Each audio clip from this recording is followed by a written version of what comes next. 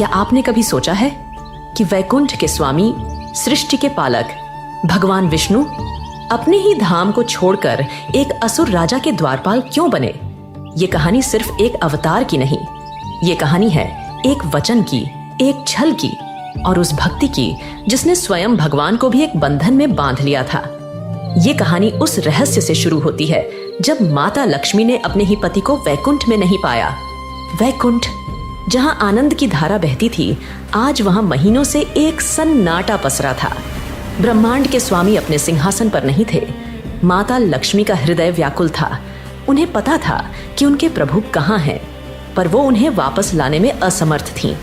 देवर्षि नारद वीणा बजाते हुए प्रवेश करते हैं। नारायण नारायण माते, आपके मुख पर ये चिंता की लकीरें। त्रिलोक में सब कुशल तो है, प्रभु कहाँ हैं? प्रणाम देवर्षि। क्या कुशल कहूँ, जिनके होने से ही सब कुशल होता है वही यहाँ नहीं है। मेरे स्वामी, मेरे नारायण पाताल लोक में है। पाताल लोक में? पर क्यों माते? वहाँ तो असुर सम्राट बलि का शासन है। प्रभु वहाँ क्या कर रहे हैं? वही तो मेरे दुख का कारण है नारद। वो राजा बलि के द्वारपाल बने हुए हैं। क्या? ये तो असंभव है। देवों के रक्षक एक असुर के प्रहरी? ये कैसे हुआ माते? इस अनहोनी के पीछे की कथा क्या है? ये कथा शुरू होती है एक भक्त के अहंकार से, एक गुरु की चालाकी से और मेरे प्रभु के एक छल से। लेकिन क्या आप जानते हैं कि इस छल में एक ऐसी वस्तु का प्रयोग हुआ था जो शुक्राचार्य की सबसे बड़ी गलती बन गई? वो वस्तु क्या थी? इसका जवाब हम वीडियो के अंत में आपसे पूछेंगे, तो कहानी को ध्यान से देखिएगा। ये कहानी उस समय की है जब धरती पर एक ऐसा राजा था जिसके दान के चर्चे देवलोक तक में थे। वो था प्रहलाद का पौत्र, असुर सम्राट बलि। बलि अपने दादा की तरह ही विष्णु भक्त था, पर उसकी भक्ति में एक सूक्ष्म अहंकार था। गुरुदेव, मेरी तपस्या और मेरे दान ने मुझे इंद्र से भी महान बना दिया है। स्वर्ग पर मेरा अधिकार है। अब केवल एक अंतिम अश्वमेध यज्ञ शेष है। उसके पूर्ण होते ही मैं त्रिलोक का स्थायी स्वामी बन जाऊंगा। बलि, तुम्हारी शक्ति असीमित है, इसमें कोई संदेह नहीं। पर याद रखना, देवता छल करने में माहिर है और तुम्हारे दादा को स्वयं नारायण का वरदान प्राप्त था कि वो तुम्हारे वंश का विनाश नहीं करेंगे, लेकिन वो छल से तुम्हें रोक सकते हैं। मुझे किसी अनिष्ट की आशंका हो रही है। आप व्यर्थ चिंता करते हैं गुरुदेव। अगर स्वयं नारायण भी मेरे सामने याचक बनकर आ जाएं, तो मैं उन्हें भी खाली हाथ नहीं लौटाऊंगा। मेरा वचन ही मेरा धर्म है। यज्ञ की तैयारी शुरू कीजिए। बलि जब वो विशाल यज्ञ कर रहा था, उसी समय दरबार में एक छोटा सा ब्राह्मण आया, वामन, जो कि विष्णु का 5वां अवतार था। महाराज, एक अद्भुत ब्राह्मण कुमार आपसे भिक्षा लेने आए हैं। उनका तेज देखकर लगता है जैसे स्वयं सूर्य धरती पर उतर आए हों। मेरे यज्ञ के समय आया याचक, ये तो मेरा सौभाग्य है। उसे सम्मान के साथ अंदर लाओ।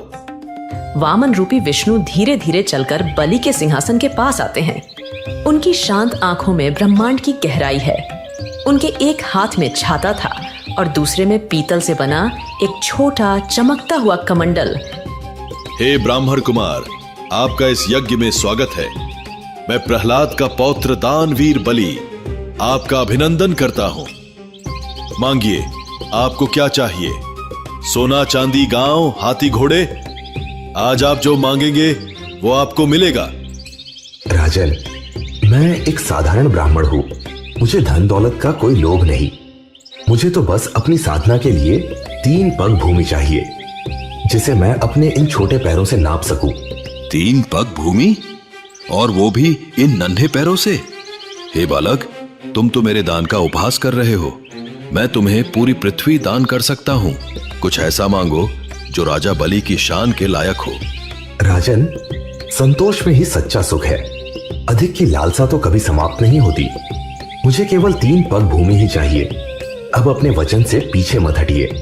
बलि, रुक जाओ। मेरी बात मानो, ये कोई साधारण बालक नहीं है, ये स्वयं विष्णु है, छल करने आए हैं। ये तुम्हारा सब कुछ छीन लेंगे, इन्हें कुछ भी दान करने का संकल्प मत लो। गुरुदेव, अगर ये स्वयं भगवान विष्णु है तो ये मेरा सबसे बड़ा सौभाग्य है कि आज भगवान मुझसे मांगने आए हैं, और वचन देकर पीछे हटना ये बलि का धर्म नहीं। जब बलि के संकल्प लेने का समय आया तो शुक्राचार्य ने सोचा, अरे ये बलि तो वचन दे बैठा, अब सब खत्म हो जाएगा, रोकना होगा इसे। हाँ, मैं जल के इस पत्र में छिप जाता हूँ। अगर जल बाहर नहीं निकलेगा तो इसका संकल्प पूरा नहीं होगा, मुझे ही रोकना होगा इसे। शुक्राचार्य ने अपनी माया से सूक्ष्म रूप धरा और जल पात्र की नली में जाकर बैठ गए ताकि जल बाहर न आ सके।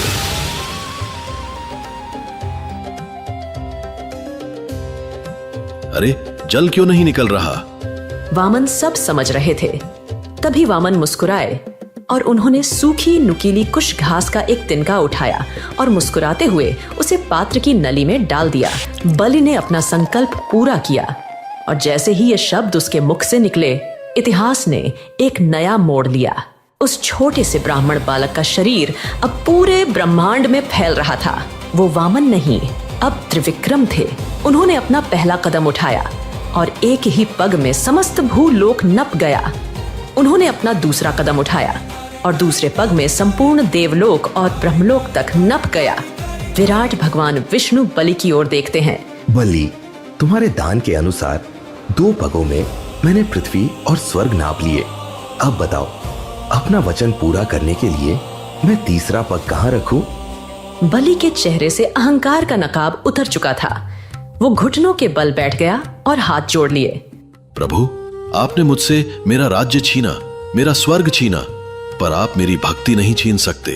ये शरीर नश्वर है, अगर कुछ बचता है तो वो है मेरा अहंकार। प्रभु, तीसरा पग मेरे इस अहंकार से भरे मस्तक पर रखिए और मुझे मुक्त कर दीजिए।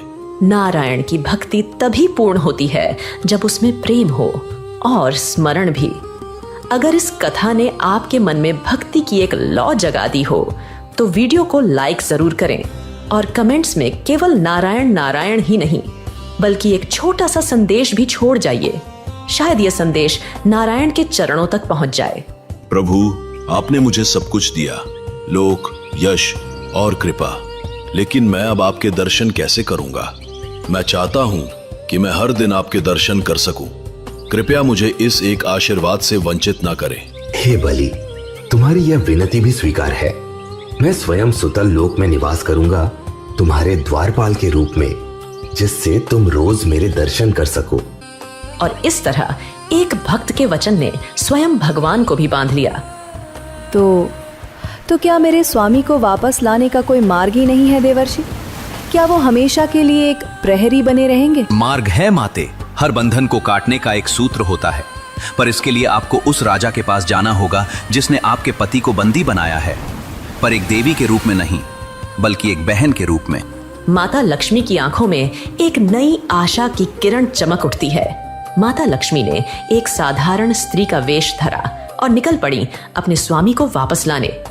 देवी, आप कौन है और इस तरह विलाप क्यों कर रही है? राजन, मैं बहुत अभागिन हूँ।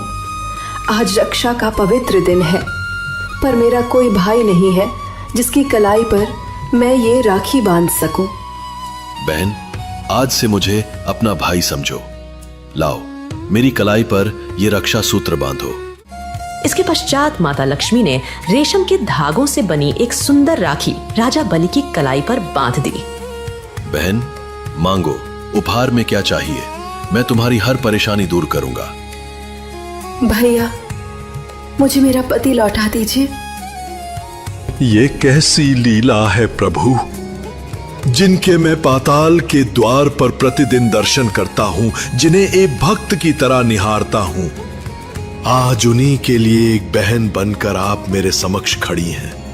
मेरा धर्म क्या कहता है? एक भक्त का समर्पण या एक भाई का वचन?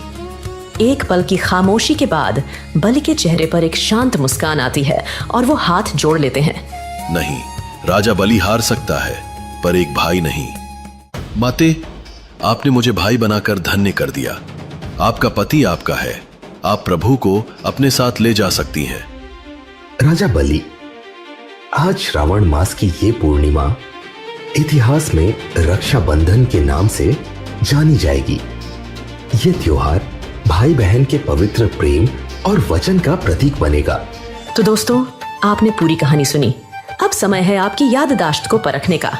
देखते हैं कितने लोगों ने ध्यान से सुना। प्रश्न: शुक्राचार्य को अंधा करने के लिए भगवान वामन ने जल पात्र में किस वस्तु का प्रयोग किया था? ए, अपनी उंगली। बी, एक पत्थर।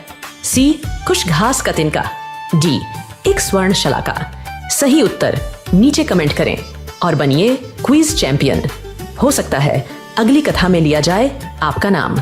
जैसे हनुमान जी राम जी की मदद करते थे, वैसे ही आप भी हमारी मदद कर सकते हो। अगर आप चाहते हो कि हम हिंदू धर्म की प्यारी परंपरा और कहानियों को और भी लोगों तक पहुंचाए, तो बस 29 रुपए महीने के देकर हमारे साथी बन जाओ। आपकी सहायता से हम और भी अच्छी एनिमेशन वीडियो बनाएंगे। ज्वाइन करें और निश्चित करें कि आपका सहयोग सही दिशा में धर्म का प्रचार कर रहा है।